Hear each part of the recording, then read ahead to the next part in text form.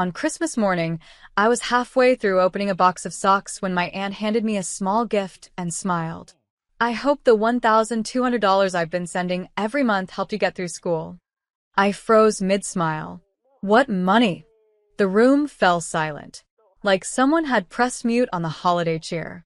My mom's coffee mug slipped from her hands, shattered on the floor. My dad's face went pale, and my aunt, blinking in confusion, tilted her head. Then, who's been cashing the checks in your name? My name is Lauren, and from wherever you're watching this, stay with me. Because the moment I asked that question, the entire illusion of my loving family began to shatter, one broken ornament at a time. My aunt looked down at her phone, scrolling quickly. I mailed them here, every month, for 2 years, all addressed to you. She turned the screen to me. There it was. My name. My handwriting. My aunt's warm messages. I never saw any of it. My heart started pounding. I looked at my parents, my mother wide-eyed, my father suddenly fidgeting. They said nothing, because they couldn't. That's when it clicked. Why I'd been working 3 jobs. Why I skipped meals to afford books. Why my financial aid had almost been revoked. Why every time I'd asked for help, they'd said, "Money's tight." Because they'd been taking it. My aunt stood up, stunned. You mean to tell me you never got a single check? I shook my head. I thought you stopped caring. She turned to my parents. Then who the hell? My mother stammered. We didn't want to burden her with taxes. She was already so overwhelmed. My dad added, we put some of it toward bills. It's not what it looks like. I stood slowly. It looks exactly like what it is. They had stolen from me, robbed me of 2 years of help, made me beg strangers for shifts while lying through their teeth under our roof. But I didn't cry. I didn't scream. I simply walked to my room, closed the door, and started packing. Because the best revenge isn't loud. It's leaving them wondering how long you've known, and how far you'll go to get it all back. I packed 1 suitcase. Just one. No drama. No shouting. Just folded clothes, my laptop, and the last remnants of trust they hadn't already spent. Downstairs, I could hear them scrambling. My mom whispering harshly, my dad pacing like the floor would tell him what to do. I walked down with my coat on and my bag over my shoulder. My aunt stood in the middle of the room, arms crossed, her face unreadable. She turned to me. Where are you going? Somewhere they can't touch me. She didn't hesitate. I'll drive. My mom reached out as I passed. Lauren, please. It wasn't like that. We used the money for the family. I stopped, turned to her slowly. I am family. And then I looked at my dad. Were the vacations worth it? The new furniture? The lies? He didn't answer. Couldn't. Because the truth was written all over the receipts my aunt started digging up.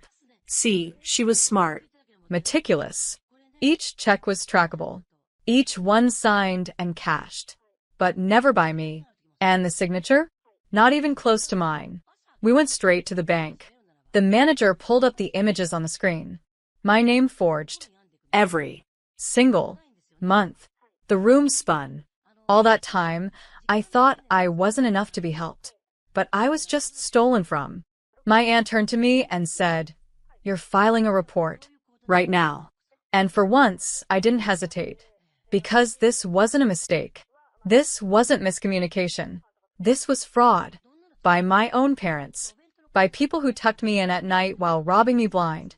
That night, I didn't sleep at her house. I planned. Every login. Every email. Every document. I needed to freeze the accounts they used under my name. And as I clicked submit on the fraud report, I whispered to myself, you built a life off my struggle. Now watch me rebuild one without you in it. The bank called 2 days later. Their tone had changed. What started as routine verification was now formal investigation. Apparently, the signature wasn't just mismatched, it was sloppily forged. And the account the checks were being deposited into? Joint. Under my father's name. With my mother as a cosigner. They didn't even try to hide it. Just tucked my future under their mattress and spent it like a bonus. The fraud team said I'd need to confirm everything in writing. So I did. I wrote every detail, dates, the money I was owed, even the mental toll it took. Then I sent one more message. To my parents. A single email. The bank is aware. The authorities are next. I'm pressing charges unless I get back every cent with interest. No, dear Mom. No love, Lauren. Just truth. They didn't reply. But I knew they read it. Because my dad tried calling my aunt 20 minutes later. She didn't pick up. Instead, she wired me $5,000 from her own account. For legal fees, she said. No one steals from my niece and gets away with it. And that's when it hit me. For years, I begged for approval. 4 crumbs of support. For someone in that family to fight for me. Turns out, I just had to burn the bridge to see who would jump in the water to pull me out. The next day, I met with a lawyer. She looked over the documents, the check scans, the bank statements, and said one sentence I'll never forget. This isn't just theft. This is betrayal with a paper trail. We filed. And once the notice hit my parents' mailbox, the mask finally cracked. My mom sent a message at 2 a.m. You're really going to destroy this family over a little money? To which I replied, No. You destroyed this family the moment you chose greed over your own daughter. She left me on read. But I wasn't done. Because I wasn't just reclaiming money. I was reclaiming every piece of power they thought I'd never find. And Christmas? They'd remember it forever. Not as the day I found out, but the day I started fighting back. The court date was set. Small claims, but what I was reclaiming wasn't just dollars. It was dignity. My aunt offered to testify. She had the receipts, the tracking numbers, even screenshots of texts where she mentioned the checks months back. Messages I'd never seen because my mother deleted them from my phone when she borrowed it to call Grandma. Everywhere I turned, there were fingerprints of betrayal. And I was done pretending it was just bad parenting. It was criminal. I walked into the courtroom with my aunt beside me and a folder full of evidence clutched to my chest. My parents looked different, smaller. My dad's arrogance shrunk behind a cheap suit. My mom's perfectly styled hair couldn't mask the twitch in her jaw. They didn't look sorry. They looked cornered. Their lawyer tried to spin it. That the money had been reallocated for household expenses. That they planned to return it. That it was all just a family misunderstanding. But when the judge asked if I'd ever given written consent to have checks in my name cashed into their account, and I said no, and showed the forged signatures, the energy shifted. The judge looked right at my parents and said, "This is not a misunderstanding. This is deliberate fraud." My mom teared up. My dad muttered something about raising her and sacrifices. And I said, loud enough for the court to hear, "You didn't raise me. You survived off me." The ruling? They had 30 days to repay every dollar, plus damages, plus a formal apology in writing. But honestly, that wasn't the real win.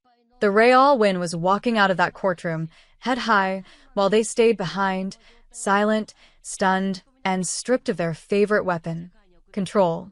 And as we walked to the car, my aunt looked at me and said, "You didn't just win. You broke the cycle." I looked at the sky, exhaled, and whispered, "They used my name to fund their lives. I'll use their betrayal to build mine." News spread fast, like it always does when a scandal is family-shaped. By New Year's, every relative had an opinion. Some called to check in. Others sent vague messages like, "Family should stay out of court, don't you think?"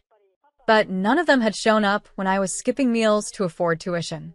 None of them offered a dime when I was working triple shifts while my parents cashed checks behind my back. Now, suddenly they cared? I didn't respond. Let them gossip. Let them spin it however made them sleep better. Because I was done playing the quiet daughter who absorbed shame in silence. 2 weeks later, the check arrived. A cashier's check. Every cent they owed me. Plus the damages. Plus the interest. Plus the written apology, signed by both of them, probably court-mandated, but still. I stared at it for a long time. Not because I was touched. Because I remembered every night I sat in the dark, budgeting rent down to the last dollar while my parents were out buying new furniture, posting vacation selfies, Clinking wine glasses paid for by my name.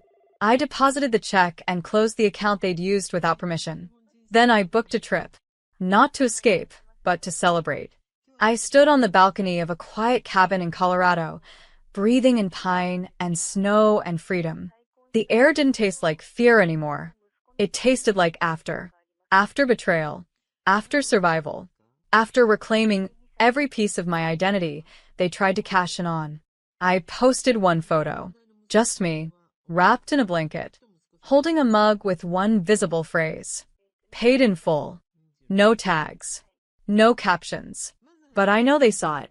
Because 3 hours later, my sister texted, "Are you really this dramatic? You couldn't just talk to them?" I didn't reply. Because there's nothing left to explain when someone chooses comfort over truth. I didn't burn the bridge. They sold it for parts. And now, I was building something better. A life they couldn't buy into. A week after the post, my father emailed me. Not a call. Not a real apology. Just a 5-paragraph PR statement pretending to be remorse. "We understand your perspective and are truly sorry if you felt betrayed." Felt. As if betrayal was a feeling, not a fact with forged signatures and bank trails. He ended it with, "We hope one day you can forgive us, and we can go back to being a family." I read it twice, then deleted it. Because here's what they never understood. Forgiveness isn't about returning to the scene of the crime and pretending nothing happened. It's about choosing not to live in the rubble and rebuilding somewhere they can't reach. My aunt saw the email too. He'd CC'd her. She texted me 2 words. "Don't fold." And I didn't. Instead, I signed a lease on a new workspace for the nonprofit I'd been dreaming about since college. A scholarship fund for students like me. Ones who worked 2 jobs and still came home to empty fridges. Ones who were lied to, used, abandoned by the very people who were supposed to protect them. I named it the Lauren Fund. Bold, maybe. But I wasn't hiding anymore. And when the press release went out, a journalist reached out. Wanted to do a story on how betrayal built a legacy. I said yes. Not for attention. For impact. The article dropped 2 days later. Front page of the weekend section. Stolen support. Earn justice. One woman's fight to reclaim her name and help others do the same. Within 24 hours, my parents' phones were blowing up. The sympathy they tried to gather? Gone. The narrative they tried to twist? Unraveled. They went silent again. But I wasn't watching. I was too busy answering emails from students who finally felt seen. One message stood out. "I thought something was wrong with me. Thank you for showing me it's not weakness to walk away." And that's when I realized my revenge wasn't just winning in court. It was becoming someone they'd never be strong enough to raise. The donations started small. $25 here, $100 there. Then an alum from my old college, someone I barely remembered from class, sent $10,000 with a note. "Your story reminded me of my sister. She never made it out. You did. Keep going." I sat at my desk and cried. Not because I was sad. Because it finally made sense. All the nights I ate $8 ramen. All the textbooks I couldn't afford. All the moments I questioned my worth while my parents lived comfortably off the money meant to save me. They weren't just pain. They were foundation. Pain, stacked brick by brick into something no one could tear down again. And just like that, the Lauren Fund went viral. Students wrote from community colleges, trade schools, Ivy Leagues. Stories that sounded too much like mine to be coincidence. My parents tried to spin the narrative. They posted a photo together on Facebook, smiling, holding hands, captioned, "Forgiveness and family first. We all make mistakes." The comments were brutal. "Mistake? You stole your daughter's future. You didn't raise her. You robbed her." They took it down within the hour. I didn't have to say a word. The world did it for me. And while they spiraled, I flourished. I gave my first keynote at a youth conference. Spoke to a room full of teenagers who thought struggle made them small. I told them, struggle sharpens. Betrayal breaks the shell. But rebuilding? That's where power lives. I didn't need to mention my parents. but they were there in every sentence. Every truth they once buried under guilt and gaslighting, I now spoke aloud, without shame. After the talk, a girl hugged me and whispered, "I thought maybe I was crazy, but you proved I'm not alone." That's when I knew I wasn't just healing for me. I was healing for us. Every daughter who was told she was too sensitive, too dramatic, too much of a burden to believe. The truth? I was never too much. They were just never enough. It happened quietly. A letter in my mailbox, no return address, just my name in my mother's handwriting. I stared at it for a while. I didn't open it out of curiosity. I opened it because I already knew how it would end. Inside were 2 pages. The first was an apology, if you could call it that. "We never meant to hurt you. We were struggling too. We thought you'd understand when you were older." The same old gaslight, dressed in nicer words. But the second page? That was different. A check. For $1. Memo line. "What's left?" I laughed. Out loud. Alone. Not because it was funny. Because it was perfect. After stealing thousands. After lying to my face. After years of treating me like background noise, they still thought they had the last word. But the truth? They gave me everything. Every betrayal was a blueprint. Every stolen check was a spark. Every time they made me feel small, I quietly built something unstoppable. I framed the check, hung it in my office, right beside the first full scholarship we awarded through the Lauren Fund. Not as a reminder of what they did, but of what I survived. And now? I don't wait for apologies. I don't flinch at silence. I don't shrink for love that only shows up when it wants to be forgiven without accountability.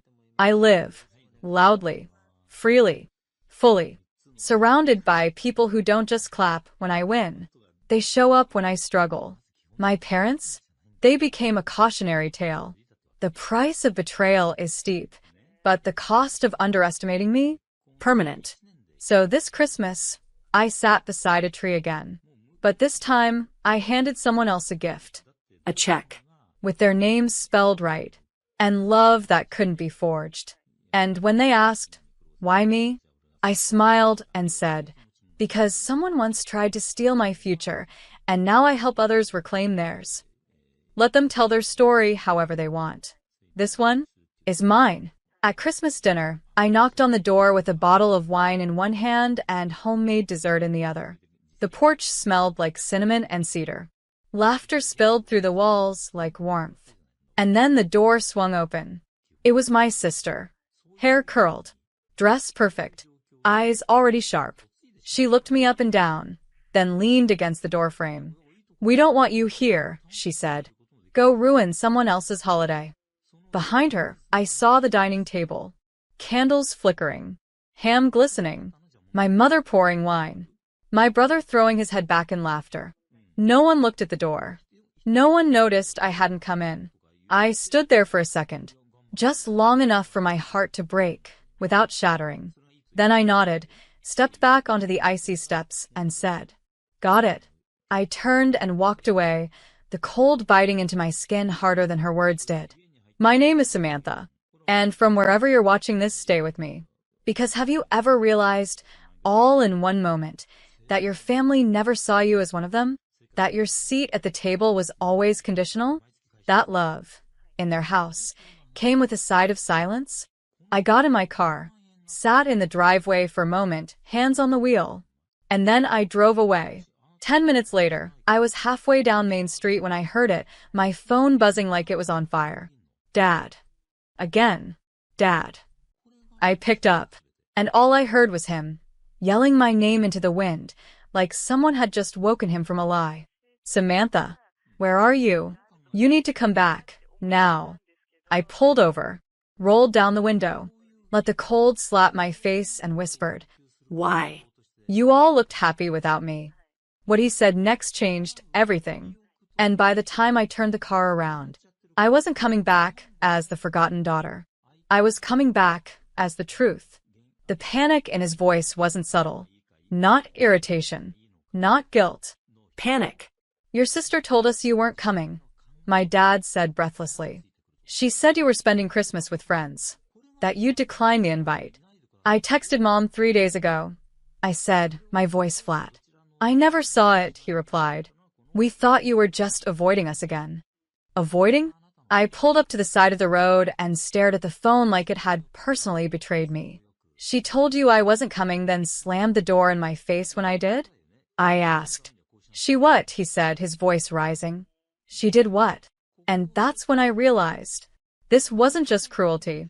It was strategy. My sister had rewritten the narrative before I even arrived. She planned the exile in advance, got them all warm, cozy, full, and ignorant before delivering the lie that I had ghosted them. Because what's more believable than the family screw-up not showing up? Samantha, my dad said, I'm so sorry. I didn't know. I swear to God, I didn't know. I exhaled, slow and steady. I know, Dad. But she did. I turned the car around. And this time, I wasn't driving back with cranberry pie and good intentions. I was driving back with receipts. Because while they ate and laughed and toasted without me, they didn't know I'd kept everything.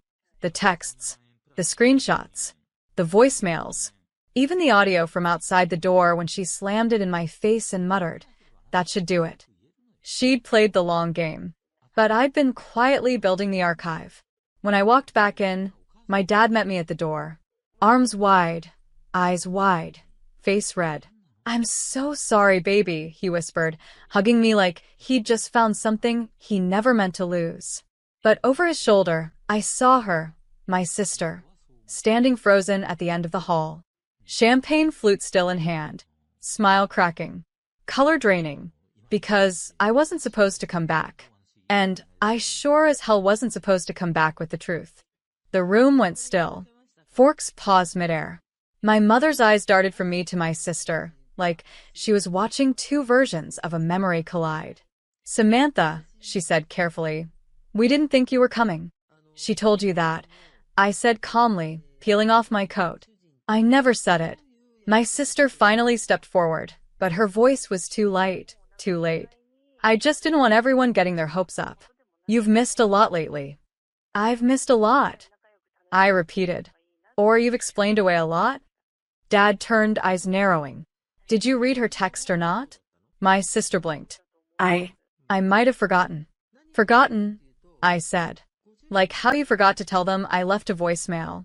Like how you forgot to open the gift I sent last year, but managed to post it on your Instagram anyway with your name on the tag. Gasps. My cousin put down her glass. My mother looked like she'd been slapped. I have the receipts, I said, pulling out my phone and tapping into the folder labeled Holiday Gaslight Chronicles. Yes, I had named it. I didn't want this. I really didn't. I continued. But I'm tired of being the villain in your stories. I hit play. And there it was. The voice memo. My sister, at the door just hours ago. We don't want you here. Go ruin someone else's holiday. Then, her voice again, muttering as she turned away. That should do it. The room collapsed into silence. My aunt covered her mouth. My brother stood slowly, like gravity had shifted. Even the kids stopped chewing. My sister took a step back. Okay, she said, her voice shaking. Maybe that wasn't fair. But you've always made things about you. I haven't made anything. I cut in. I've just stopped letting you erase me. Dad turned to her, his face thunder. Out, he said. She blinked. What? You heard me, he said. Get out, Dad. Now. She looked around the room, expecting someone, anyone, to defend her. No one moved. And for the first time in my life, my sister looked truly, completely alone. She left. No shoes. No jacket. No last word. And the second the door shut behind her, my mom said softly, why didn't we see it before? I looked around the table. I think deep down you did. But now? They couldn't unsee it. Dinner resumed, but it wasn't the same. The laughter came slower now. The wine glasses clinked quieter. And for once, the tension in the room didn't come from me being there. It came from the fact that they'd finally seen what I'd carried for years. After dessert, my father pulled me aside into the hallway, away from the whispers, away from the questions. He looked shaken, embarrassed, like a man standing in the wreckage of a home he thought was built on love and just realized was built on loyalty to the wrong daughter. "I failed you," he said. I swallowed hard. "You believed her."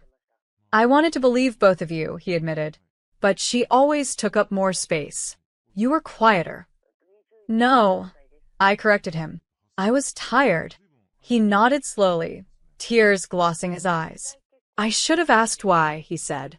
I didn't reply. What do you say when a lifetime of gaslighting is finally acknowledged? Instead, I let him sit in the truth. He hugged me tight. Real. Not performative. "Stay tonight," he said. "Please. Let's start fixing this." I nodded. But I knew this wasn't about starting.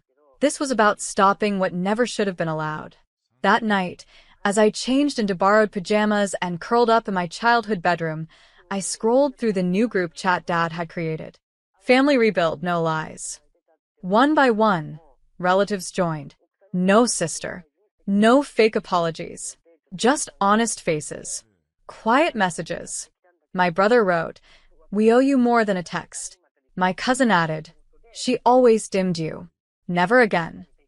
And for the first time in years, I didn't feel like a guest in my own bloodline. Downstairs, I heard Dad cleaning up the plates she left behind. And I smiled. Because this wasn't revenge. This was restoration. And my absence wasn't the threat. It was the wake-up call. The next morning, I found my sister's gift still under the tree. Wrapped in silver foil, ribbon tied perfectly, presentation over sincerity, as always. I picked it up and saw the tag. To Dad from both of us. Both of us. She tried to erase me even in her giving. I set it on the counter and made coffee. By noon, she'd started posting. Not an apology. Not even a denial. Just vague, sulky captions with snowflake emojis and phrases like, "Sometimes your absence is your power," and "letting go of toxicity this season." She was trying to reclaim the narrative again, flipping herself into the victim before anyone else could accuse her of being the villain. It might have worked before. But not this time. Not when the whole family had already seen the footage. Heard her words. Watched the truth knock the wind out of her lies. Dad refused to engage online. Instead, he called every family member personally that day. To tell them the truth. To say he was sorry. To say he finally saw it. And every single one of them said the same thing. "We always had a feeling. We just didn't want to believe it." I spent that day quietly helping Mom put away the Christmas dishes. She didn't say much until she handed me a photo, one I hadn't seen in years. It was me at 12, holding a school award, face flushed with pride. Behind me, barely visible, was my sister, pretending to cry into her sleeve. Even then, "She's been doing this since you were a kid," Mom said softly. I nodded, and then I asked, "Why didn't you stop her?" She didn't answer for a long time. Then, because we mistook drama for pain, and silence for strength. I blinked. That one sentence cracked something in me. Because they hadn't just failed me, they'd admired my ability to endure. But endurance isn't love, and silence isn't peace. That night, I lit a candle and wrote a letter to my younger self. It started with, "You were never hard to love. They just didn't know how to hold you without guilt." And I ended it with, "Next year, you set the guest list. Because family isn't just who invites you in. It's who honors you when you show up." A few days after Christmas, the group thread exploded. Not with drama, but with silence. No one had heard from my sister. No guilt-laden selfies. No manipulative New Year, New Me posts. Just nothing. Until my brother sent a message. "She's at Aunt May's." Showed up crying. Said she's being erased from the family. The irony nearly knocked the wind out of me. Erased? That was my seat she'd stolen. My voice she drowned. My presence she edited out of holidays like a bad photograph. And now, when truth finally sat at the table, she screamed exile? But I didn't respond to the thread. I was done explaining who I was. Instead, I kept moving forward. I started planning a dinner at my place, a quiet New Year's gathering with people who had shown up for me when it counted. No one asked if she was invited. No one tiptoed around the question.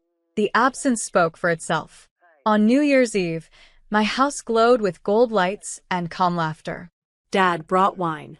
Mom brought her favorite pie, the one she never made when my sister was around because she didn't like the smell. And I brought peace. Real peace. Not the kind that comes from keeping everyone comfortable. The kind that comes from choosing who gets access to you. Later that night, Dad stood up for a toast. "I've spent a long time defending what I didn't understand," he said, looking at me. "But this year, I'm starting over. And I want to thank the one person in this room who taught me how." He raised his glass toward me. "To Samantha. For setting the boundary we were too afraid to admit we needed." The room clinked glasses. I smiled, but inside I was shaking. Because that's what healing does. It doesn't roar. It trembles. Quietly. Boldly. It rewrites you one honest moment at a time. I never told my sister she couldn't come. But she didn't ask. And I didn't reach out. Because sometimes the deepest healing is not revenge or forgiveness. It's finally being okay with their silence. January came and went in quiet waves. No dramatic confrontations. No cryptic voicemails. Just absence. And for the first time in years, her silence wasn't a threat. It was relief. I found myself breathing easier, laughing louder, sleeping deeper. And then an email. No subject line. No signature. Just her name in the sender line. I almost deleted it. Almost. But curiosity has sharp teeth. I opened it. "I know you think you won. But you don't know what it's like to feel invisible. You've always been the favorite. You just didn't notice because you were too busy pretending to be the victim. Someday, when they turn on you, don't come running to me." No apology. No acknowledgement. Just one last grasp at rewriting history. I stared at it. And then I did something I never thought I'd do. I clicked reply. "I used to want your love. Then I wanted your apology. Now, I don't need either. I don't need to win. I just needed to stop losing myself every time you needed to feel big. You can stay gone. I'll stay whole." I hit send, then blocked her. Not out of anger. Out of finality. Because healing doesn't always look like reconciliation. Sometimes it looks like a clean inbox and a lighter chest. Later that week, I mailed out invites for a spring dinner I was hosting. Small. Meaningful. I wrote each name by hand. And this time, I didn't pause when I skipped hers. Because my table wasn't missing a chair. It had finally made room for me. I placed the last envelope in the mailbox and stood under the quiet sky. No grief. No guilt. Just this soft, solid truth. She left a hole. But I grew around it. Like roots. Like something finally grounded. Spring arrived like forgiveness. Slowly. Then all at once. The air was warmer. The silence stayed peaceful. And I was no longer bracing for impact every time the phone buzzed. The dinner came and went. 12 people at my table. 12 people who saw me, heard me, held space without shrinking mine. After dessert, my dad stood again, this time more certain, more steady. He raised a glass. "To the daughter who taught us that silence isn't strength," he said. "To the woman who made a place for herself when none was offered." There were no tears this time. Only quiet, radiant pride. And as I looked around that table, faces glowing under string lights, laughter bouncing off the patio walls, I felt something I hadn't felt since childhood. Home. Not a place. Not a family name. But a feeling built from boundaries, self-respect, and finally, truth. My mother hugged me before she left. A real hug. One that didn't ask for anything back. And she whispered, "I'm proud of who you've become. I'm sorry we didn't make it easier for you to get here." I nodded, no longer needing more than that. I'd made it. By June, I heard my sister had moved. New city. New cycle. Still trying to spin stories without anyone left to cast in them. But I didn't follow. Didn't check her socials. Didn't care who she pretended to be next. Because I was busy living. Not proving. Not performing. Living. And on the first day of summer, I sat on my porch with coffee in one hand and sunlight on my skin, and I whispered the words I'd waited a lifetime to say. She can't hurt me anymore. And, even better, she can't rewrite me anymore. I wasn't the villain. I wasn't the forgotten. I wasn't the afterthought at the holiday table. I was the woman who stood at the door, heard hate, and chose truth anyway. I was the woman who turned a slammed door into an open life. I was the woman who came home to herself.